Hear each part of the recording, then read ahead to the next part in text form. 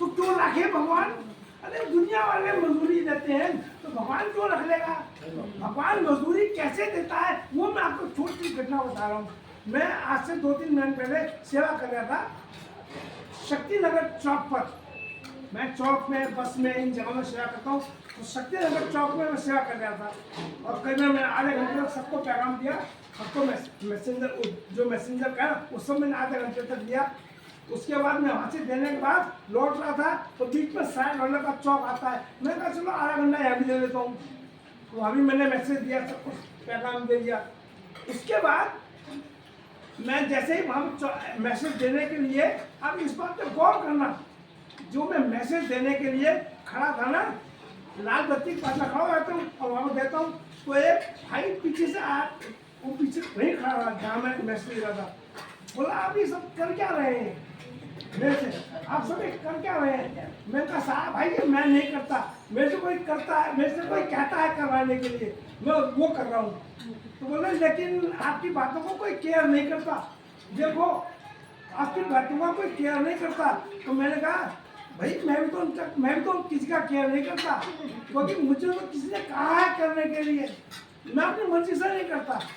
तो बोला आप यदि मान लो ट्रैफिक में आप खड़े हैं, पीछे से कोई गाड़ी आपको मार के चली जाए तो मैंने कहा भाई जी आप ये चिंता मत करो,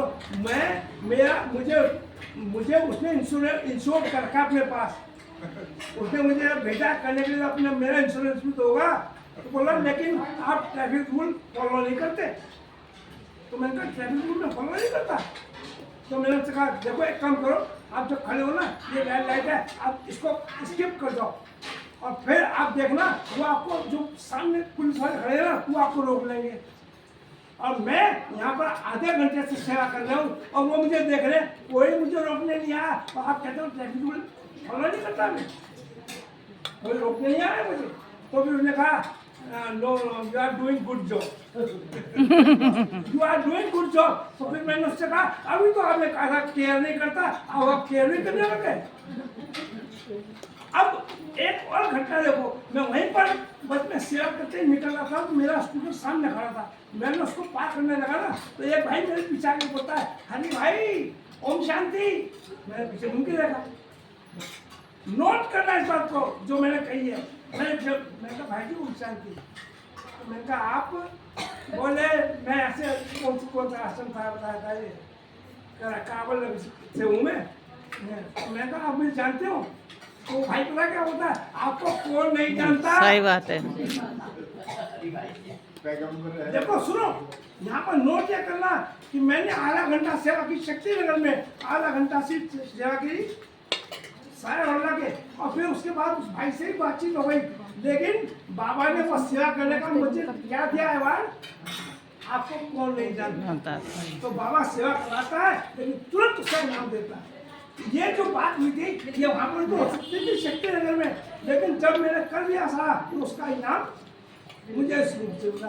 तो मैं आपको भाइयों और बहनों आपको कहता हूँ कि जो बाबा कह रहा है पैगाम्बर बन जाओ, मैसेंजर बन जाओ, तो पैगाम्बर मैसेंजर बन जाओ, वरना होगा क्या कि हम जाकर सत्युग में नहीं, त्रेता युग में भी यदि हमने पा ली जगह, पाई किसके कि दास दासी बन गए तो क्या होगा ऐसा।